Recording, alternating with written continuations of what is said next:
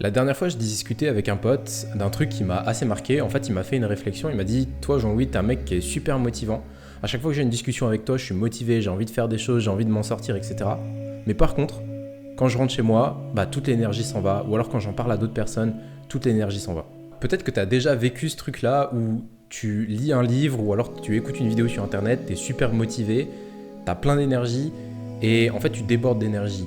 Et en fait, ce que tu vas faire, c'est que tu vas en parler autour de toi, tu vas vouloir changer les choses.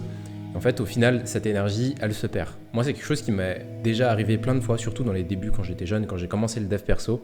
J'ai commencé à lire des livres tels que Tony Robbins ou Napoleon Hill. Et en fait, je les lisais et ça m'inspirait grave, ça m'inspirait de fou, ça me donnait énormément d'énergie. Et le truc, c'est que j'étais tellement content de cette énergie que j'avais que je voulais la partager aux autres. Parce que je me disais, ok, c'est tellement logique en fait, ce qui est dit là-dedans, c'est tellement logique que je vais pouvoir la partager aux autres. Et en fait, quand je la partageais aux autres, mon énergie, elle redescendait. Pourquoi ? Parce que les autres, ils n'étaient pas du tout dans la même énergie que moi. Et peut-être que toi, tu vis aussi ce genre de choses. Peut-être que toi, tu vis ce genre de choses où, par exemple, tu consommes du contenu sur YouTube ou tu lis un livre et tu es super motivé, ou alors tu passes une discussion avec quelqu'un, ça t'a super motivé.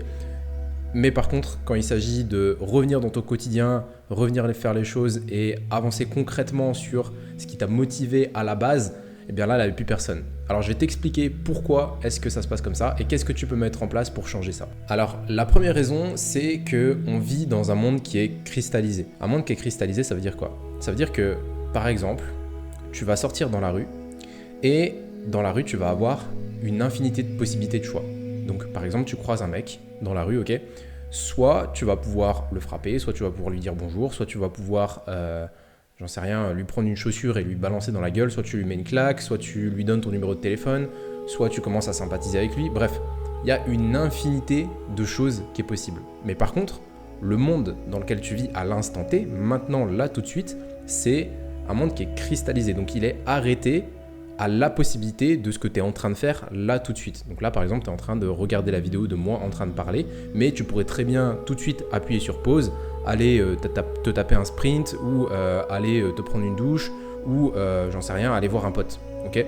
Tu as une infinité de possibilités à l'instant T, mais à l'instant T en fait le monde est cristallisé dans un seul événement. C'est-à-dire que tout le temps, tu peux toujours remettre en question tes choix, tu as toujours des choix que tu peux faire, il y a toujours des choix que tu peux remettre en question, que tu peux rechoisir à chaque microseconde, à chaque instant de ta vie, tu peux toujours choisir, mais par contre à l'instant où tu ne choisis pas, l'instant T, eh bien c'est un instant qui est cristallisé, donc c'est comme ça et c'est fini en fait, d'accord ? Donc on vit dans un monde qui est cristallisé et c'est pour ça que notre monde il est physique, c'est parce que notre monde il a été cristallisé par la conscience, ok ? Donc la conscience, c'est, je ne vais pas trop rentrer tout de suite dans ce débat-là, mais le monde dans lequel tu vis à l'heure actuelle a été cristallisé par la conscience. Donc pourquoi est-ce que c'est important de comprendre ça ? En fait, ton environnement de vie, il a une cristallisation aussi. C'est-à-dire qu'il a un impact sur toi, mais il a un impact invisible, dans le sens où tu as l'impact visible de ton environnement, tu vois ton environnement, par exemple tu vois des immeubles qui sont moches, tu vis en banlieue, etc. Oui, ça va affecter ton moral, ça c'est effectivement, ok, ça c'est facile à expliquer. Mais tu vas aussi avoir cette notion de cristallisation dans ton environnement, ce qui fait que en fait, ton environnement il est un peu conditionné. Par exemple, tu prends tes amis, ton entourage, tes parents et toutes les croyances que tu vas avoir. Ça, c'est ce qu'on appelle comme une cristallisation, moi j'appelle ça comme ça, une cristallisation de ta réalité et de ton identité. Et ça, c'est du conditionnement. Ça veut dire quoi ? Ça veut dire que, en fait, par exemple, si toi tu penses que faire 10 000 euros par mois, c'est dur, il faut travailler dur, ou juste gagner 4 000 euros, il faut travailler 2 fois plus dur que ce que tu fais actuellement, parce qu'actuellement tu gagnes 2 000 euros difficilement, et donc du coup pour faire 4 000, il faudrait que tu travailles 2 fois plus dur. Ok ? Ça, c'est du conditionnement et c'est aussi lié à ton environnement parce qu'on t'a inculqué un petit peu des croyances et ce qui est bizarre, c'est que tout se joue là-dedans. En fait, tout se joue réellement là-dedans. Il y a 99% de ta réalité qui va se jouer là-dedans. Pourquoi ? Parce qu'en fait, tu es dans une prison mentale. On est dans une prison mentale et le but de la vie, c'est de se décloisonner de cette prison. Ok. Donc, l'objectif, c'est de changer son environnement pour le décristalliser de la réalité qu'on a. Donc moi, ce que je te recommande de faire, c'est de réfléchir à ton environnement. Ok, pourquoi est-ce que quand tu es motivé et que tu rentres chez toi et que tu commences à en parler, tu commences à te démotiver? Peut-être parce que justement, la personne en face de toi n'a pas les mêmes croyances que toi. Parce que lui, il est cristallisé dans une réalité qui est différente. Lui, dans son chemin de vie, dans son chemin de réflexion, dans sa vision de vie, faire 10 000 euros par mois, c'est difficile. Une autre personne, quand tu vas aller lui parler, devenir entrepreneur, pour lui, c'est complètement hors de sa pensée. Donc en fait, le truc à faire, c'est que si tu as un rêve, donc ça peut être entrepreneur, mais si toi, ton rêve, c'est d'aller faire le tour du monde, par exemple. Moi, je parle d'entrepreneur parce que c'est ce que j'ai vécu. Être entrepreneur, c'est ce que j'ai vécu. Mais si, par exemple, toi, ton rêve, c'est d'aller faire le tour du monde ou de te lancer en tant qu'indépendant dans la photographie, malgré le fait qu'il y ait l'IA, ou devenir dessinateur, et que tu commences à en parler aux autres, forcément, les autres, ils vont pas comprendre.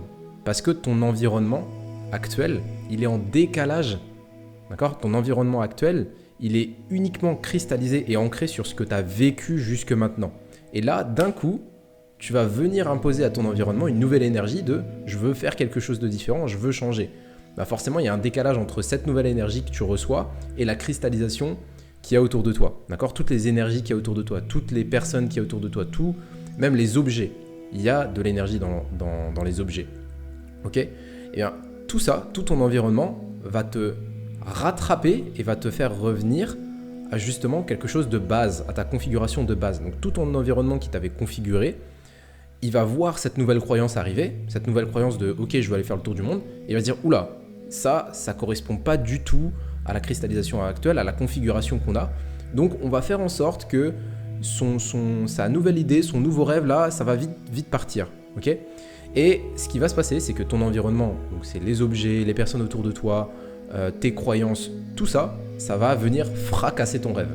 Ok ? Ça va venir fracasser ton rêve. Et c'est pour ça que si tu te sens motivé par quelque chose, il y a quelque chose qui t'appelle, tu regardes une vidéo, tu discutes avec un mec comme moi ou un entrepreneur ou quelqu'un qui t'apporte de la motivation, qui t'allume une petite flamme en toi, et que cette petite flamme-là, tu n'en prends pas soin et que tu la remets dans ton environnement à toi, elle va s'éteindre. C'est comme si, par exemple, moi je te donne une plante, d'accord, une plante qui pousse dans les tropiques, et tu la ramènes en France.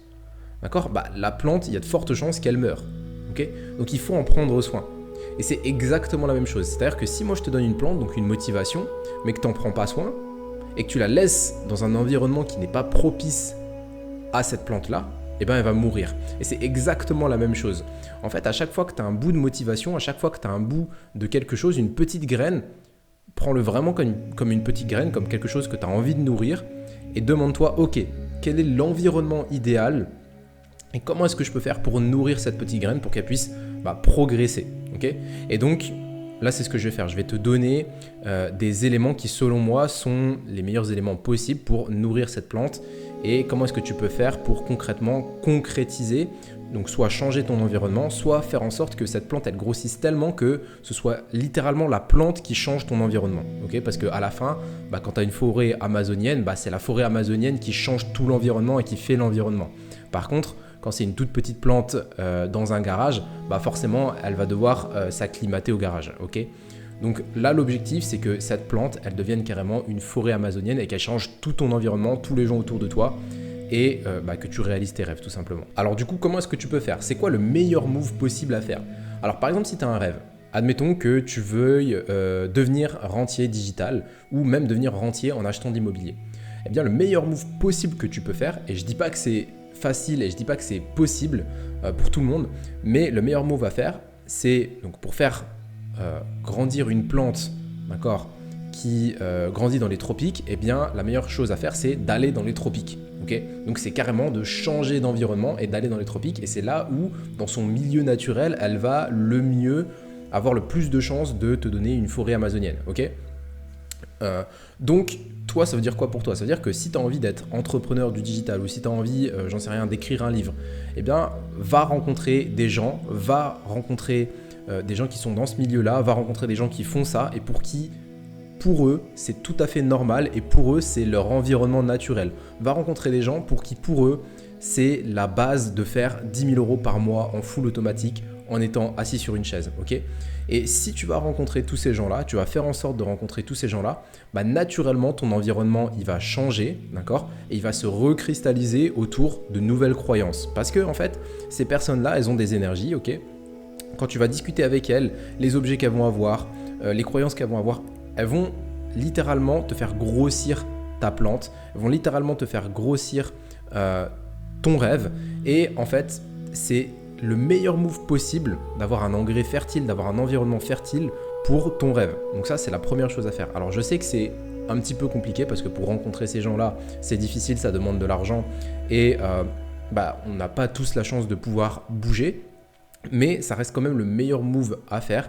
Si jamais tu as envie de réaliser tes rêves, va dans un environnement, change d'environnement de A à Z et parfois même, tu n'as pas énormément besoin de beaucoup de choses pour changer d'environnement. En fait, tu as juste besoin d'une voiture, de 1000 balles par mois et tu peux commencer à voyager si tu as envie de voyager. Ok, donc commence à changer d'environnement si tu peux le faire, si tu es en capacité de le faire. Et donc changer d'environnement c'est bien, mais comment est-ce qu'on définit quel environnement on va? Et bah, c'est comme ce que je t'ai dit, en fait tu réfléchis à quel serait le meilleur environnement pour mon rêve. Si mon rêve c'est de devenir entrepreneur sur du digital, ok, comment est-ce que je peux faire pour me connecter avec les meilleurs entrepreneurs du digital que je puisse connaître? Comment est-ce que je peux faire pour aller rencontrer telle ou telle personne? Moi, ce que j'ai fait, c'est que quand j'étais salarié, j'avais un rêve, c'était de devenir entrepreneur sur le digital. Qu'est-ce que j'ai fait? J'ai arrêté d'en parler à des gens qui n'étaient pas entrepreneurs parce que eux, leur réalité, ça n'était pas d'être entrepreneur. Et je me suis inscrit directement dans un groupe à l'année. J'ai payé 6 000 € et je me suis dit, ok, je vais directement aller rencontrer des entrepreneurs et je vais changer l'environnement autour de moi. Okay, et c'est ça qui a fait que, au bout d'un moment, je suis devenu entrepreneur parce que l'environnement autour de cette graine a fait que la graine, elle a naturellement poussé. Par contre, le deuxième move, c'est si tu n'es pas en capacité de changer d'environnement, si tu as des enfants, si tu as une copine, si vraiment ton environnement, tu es retenu par ton environnement, mais tu tiens quand même à cette petite graine, tu tiens quand même à cette petite plante et tu te dis mince, j'aimerais quand même pouvoir faire grossir cette plante, mais j'ai pas la capacité de changer d'environnement là tout de suite. Qu'est-ce que tu peux faire? Eh bien, ce que tu vas faire, c'est que comme ton environnement il est agressif par rapport à cette petite plante, tu vas faire en sorte de garder cette petite plante secrète. Et ce que tu vas faire, et moi je l'ai littéralement fait pendant des années, tu vas nourrir un rêve et tu vas le nourrir en secret et tu vas commencer à installer dans ta tête un petit jardin secret. Et à chaque fois qu'on va te parler de ce truc-là ou qu'on va essayer de parler de cette plante-là, tu esquives. D'accord? Tu esquives, tu dis oui, non, tu restes vague, mais ne parle pas de tes projets. Et c'est pour ça que dans pas mal de religions, je crois aussi dans la religion musulmane, c'est pas bien de parler de ses projets parce que ça porte malchance. On pourrait aussi l'expliquer de par cette manière que je viens de vous expliquer, c'est-à-dire que, en fait, arrêtez de parler de vos projets. Parce que dans tous les cas, toutes les énergies qu'il y a autour, si vous en parlez, vous allez détruire, en fait, tout l'environnement va détruire votre petite plante. Okay, donc, une des très bonnes manières de faire pour protéger cette plante, c'est de la garder secrète. C'est un petit peu comme quand vous êtes un dealer, entre guillemets, que vous faites pousser des plantes dans votre garage avec des lumières que vous avez installées, des trucs, etc. Là, c'est un petit peu la même chose, sauf que vous le faites dans votre cerveau, ok, avec un rêve que vous avez. Okay, donc le rêve que vous avez de devenir entrepreneur sur le digital, eh bien si votre environnement est hyper agressif par rapport à ça, donc si vous en parlez à votre compagne, à votre copine ou j'en sais rien, avec vos amis et qu'à chaque fois que vous allez leur montrer la plante, ils vont donner un grand coup de machette dedans, et bien forcément la plante elle va en prendre un coup et ça va être difficile pour vous d'entretenir ce rêve. Eh bien, ne montrez jamais cette plante-là. Continuez à l'arroser petit à petit, tous les jours. Gardez-la bien secrète. Et au bout d'un moment, quand la plante, ça va devenir un arbre, les gens, quand ils vont rentrer chez vous, quand ils vont voir votre succès, ils seront bien obligés de vous dire « Ah mais, en fait, tu avais ça, mais tu ne l'avais pas dit, tu ne l'avais pas montré. » Bah oui, je ne vous l'avais pas montré parce qu'en fait, j'essayais de protéger ce truc-là parce que ça me tenait super à cœur. Et en fait, ne montrez pas vos rêves, ne montrez pas vos petites plantes tant qu'elles ne sont pas des arbres hyper imposants et tant que la personne qui arrive, une fois que la plante s'est transformée en arbre, la personne elle ne peut plus la détruire. D'accord? Elle peut essayer de taper dessus, etc. Sauf que l'arbre il est 4 fois plus grand qu'elle, beaucoup plus puissant et la personne ne peut plus la détruire. Moi, c'est exactement la même chose, c'est-à-dire que aujourd'hui, je suis entrepreneur, je suis établi, je fais assez d'argent pour vivre, je fais assez d'argent pour avoir de l'argent de côté, pour partir en vacances et tout, c'est super. Maintenant, une personne, quand elle vient dans ma vie et qu'elle me dit non, ton truc c'est de la merde, bah non, en fait, factuellement, j'ai de l'argent qui rentre sur mon compte, factuellement, je gagne plus que toi, factuellement, je travaille moins que toi. Donc, factuellement, en fait, mon arbre, il est plus puissant que n'importe quelle de tes petites plantes que tu aurais pu imaginer, tu vois. Donc, en fait, tu peux plus péter ma plante, en fait, tu vois ce que je veux dire? Parce que c'est plus une plante, c'est un arbre qui est surpuissant. Donc, tout ça pour dire que si tu peux pas changer ton environnement, prends le plus possible soin de ta plante, cache-la, garde-la secrète, parce que ça, c'est super important. Ok, maintenant, la dernière chose dont je voulais parler, j'aimerais conclure là-dessus, c'est que tes rêves, ta motivation, et à chaque fois, cette petite graine que tu reçois, c'est une forme d'énergie. C'est un petit peu comme un enfant, d'accord? Un bébé qui vient de naître, un nouveau-né. Un nouveau-né, sa seule manière de survivre, c'est quoi? C'est d'avoir de l'énergie, donc en gros de manger et de dormir, parce qu'il doit grandir, c'est tout. Et à chaque fois que tu as une nouvelle petite graine, c'est exactement la même chose. Tu vas pas aller donner ton bébé à tout le monde, d'accord? Tu dois le protéger, tu dois le nourrir. Ben, cette petite graine, c'est exactement la même chose. Elle te donne de l'énergie, ok? Elle te donne de l'énergie en toi, mais tu vas pas aller la refiler à tout le monde. Pourquoi? Parce que si tu la refiles à tout le monde va l'abîmer, en fait. Tout le monde va te décourager, tout le monde va abîmer cette petite graine, etc., etc. J'en ai déjà parlé juste avant. Et du coup, tu vas perdre cette énergie, tu vas perdre cette motivation. Donc l'objectif, c'est d'accumuler, d'accord? Accumule pour toi et garde cette énergie et remets cette énergie, donc redirige cette énergie vers les actions concrètes qui vont permettre de manifester et de réaliser et de faire grandir cette idée et donc cette plante et donc ce bébé, d'accord? Donc l'objectif, c'est de faire grandir ce bébé, c'est toujours comme ça. Je ne sais pas si tes parents ou si tu as déjà eu un enfant, mais l'objectif de l'enfant, c'est de grandir, manger, dormir et de le faire progresser. Et bah ta plante, c'est exactement la même chose, ton idée, c'est exactement la même chose, c'est une forme d'énergie que tu vas devoir garder en toi et que tu vas devoir réutiliser pour la faire grandir elle-même jusqu'à qu'elle devienne un arbre ou carrément même une forêt amazonienne. Pour résumer, si tu as un rêve, un objectif, souviens-toi bien qu'on vit dans un monde qui est cristallisé, que tu as une infinité de choix et que donc ton environnement va être agressif par rapport à ton rêve. Donc tu as deux choses, soit tu changes d'environnement et tu as la possibilité de le faire, soit tu gardes secret ta petite plante, tu la nourris et la troisième chose à retenir, c'est que tu dois garder cette petite plante, tu dois en prendre soin comme un bébé parce que son seul objectif, c'est de grandir et c'est de l'énergie qui va te nourrir toi et s'auto-nourrir. Voilà, sur ce, à très bientôt.